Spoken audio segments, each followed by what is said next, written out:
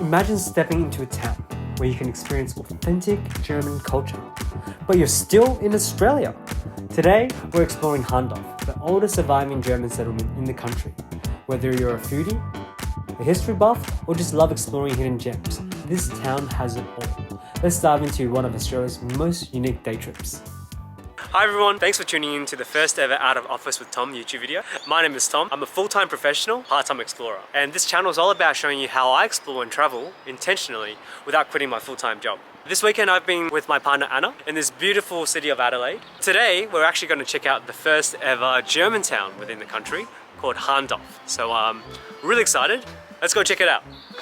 So we're on our way to Hanhdorf now, and I thought I would just take this time to give everyone a little bit of a brief history of where we're going. So this town is about less than 40 minutes away from the Adelaide CBD. It was actually founded by these German Lutherans, which is like a sort of branch of Christianity, in the early 1800s.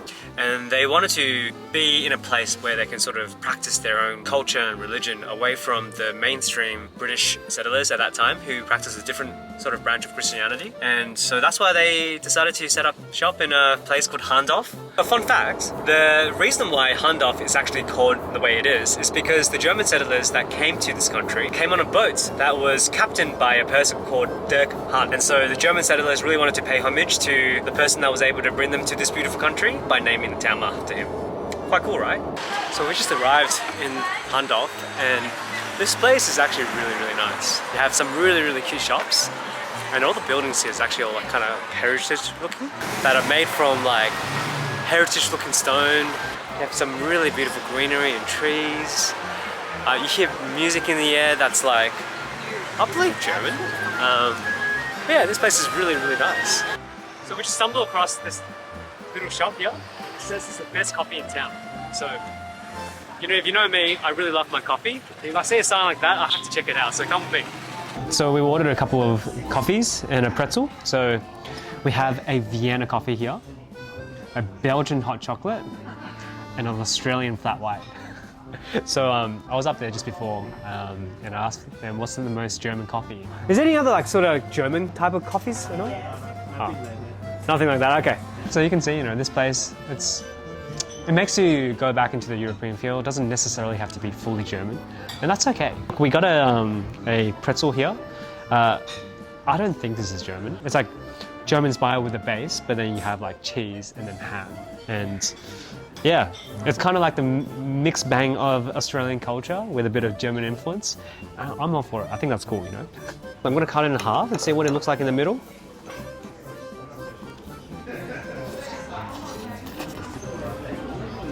It tastes like a barbecue ham and cheese roll, because it's got barbecue sauce on top.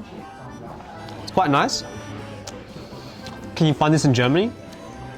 I'm not sure, I haven't been, to be honest. I suspect not. Next one on the menu is a Kransky roll. Again, I believe a Kransky is not German, but they sell it here anyway because it's trying to, you know, get you into the mood of being lost in a place that's not Australia. But let's get this on a go. This looks really nice. Oh, you can see the pastry is actually very crispy. Cut into it. Oh, nice. I wonder if it's going to taste like a sausage roll.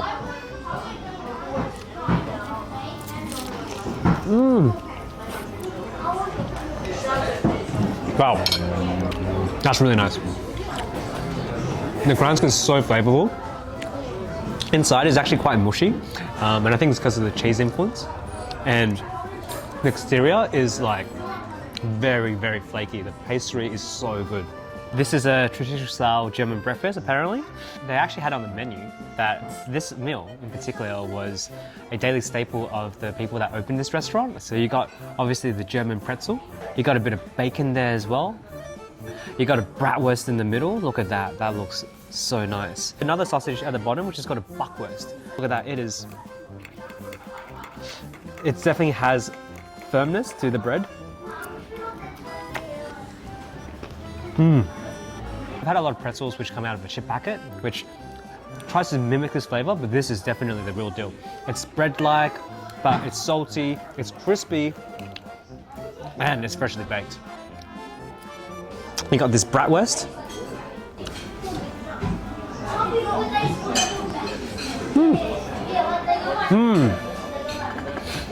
It took a bit more biting for the juice to come out. Once it does, so good. Let's try this one here. The skin is so crispy. Interesting, it's a different color. Definitely a different kind of sausage.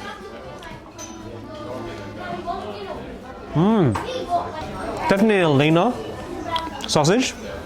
The flavors really work well together. The pretzel balances out the juiciness of the sausage, and then the bacon, nice and salty, cuts through the fat. Yum.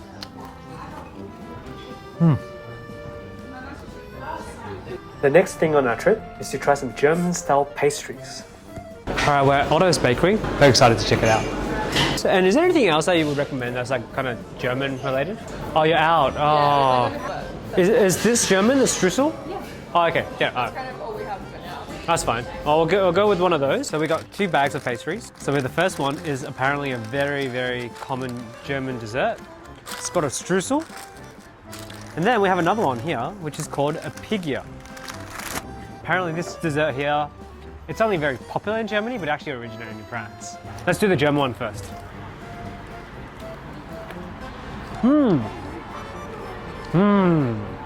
It's actually a lot lighter than I expected. When you look at it on the outside, it seems like very rich, right?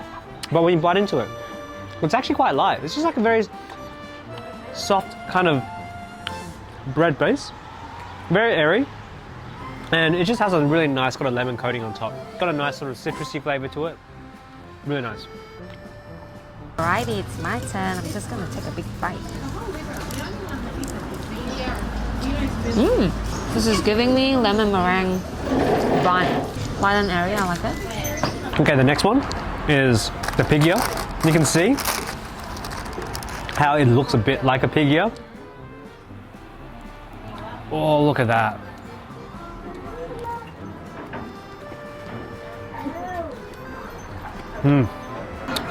This definitely has a lot more butter, a lot more calories.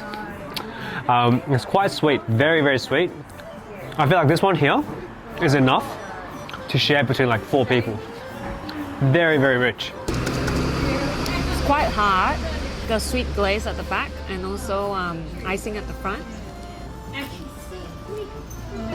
It's giving me 1-day-old roti canai. Yeah, I don't mind it. If I had to pick one, I would go for this one because it's more familiar.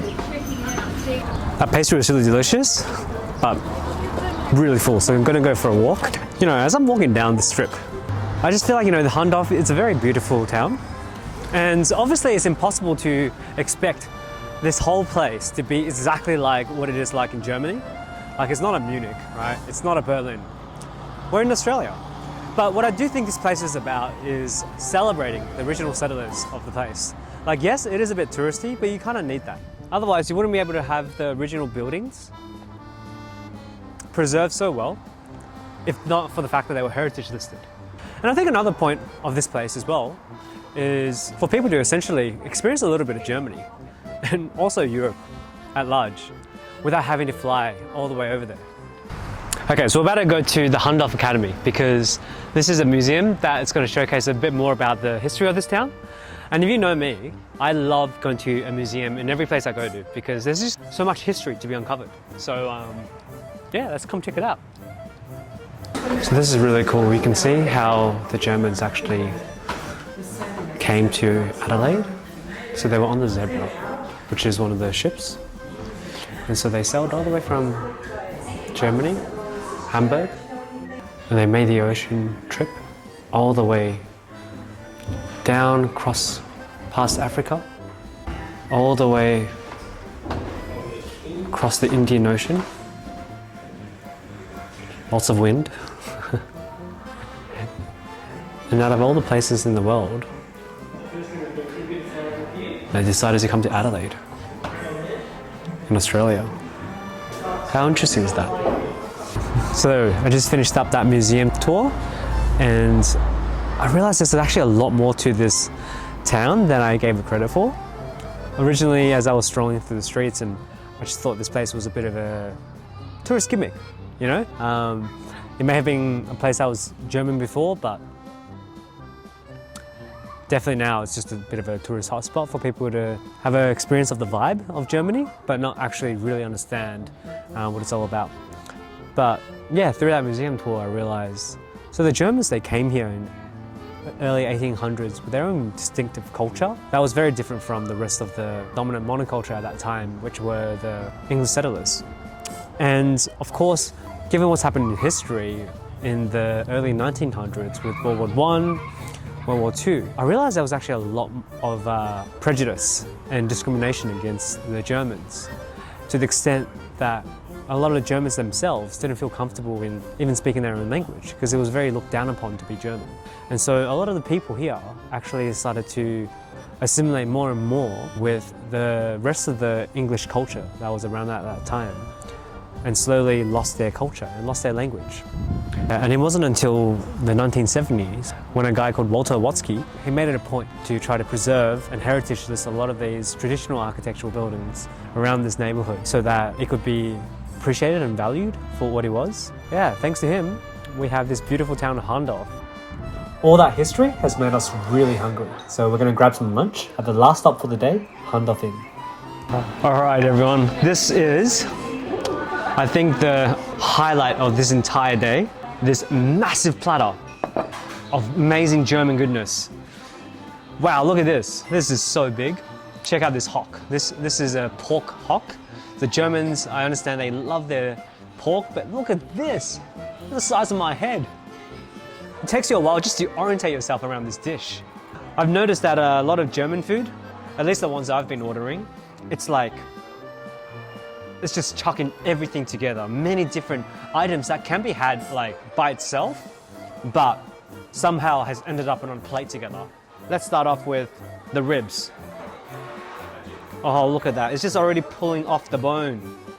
It's already pulling off the bone. Look at that. Oh.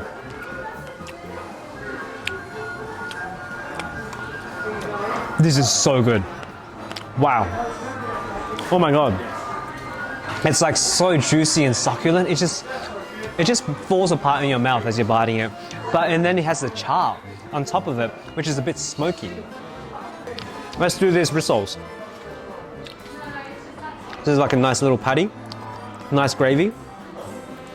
Oh, look at that. It's got a bit of rareness inside, not too much, but just enough for it to be flavoursome.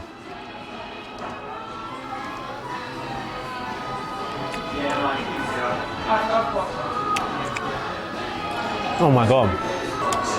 It's softer than I imagined. It just literally, again, almost melts in your mouth. It's like mashed potatoes. And this sauce, perfect pairing. Oh my God.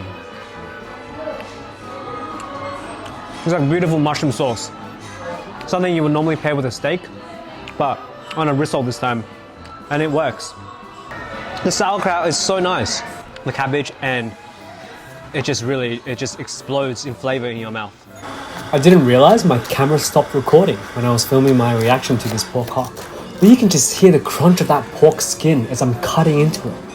The meat inside was tender, succulent, and well spiced. Definitely worth a try.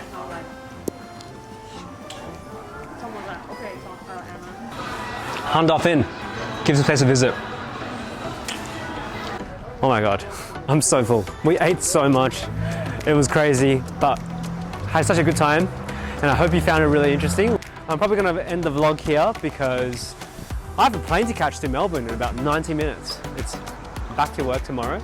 I'm so glad you have made this trip to Hanhdorf. I learned lots about not just the food and what this town's about, but I also learned a lot about the history of the people that used to live here, and also how this town evolved throughout the years to where it is today. I plan to be posting weekly from now on every hump day. If you're interested, please subscribe, give me a bit of a like as well. And if you want to leave a comment, I'll be sure to get back to you as well. That's it from me. Thank you so much for staying for this whole time and making it to the end of this video. And I'll catch you in the next one. Bye.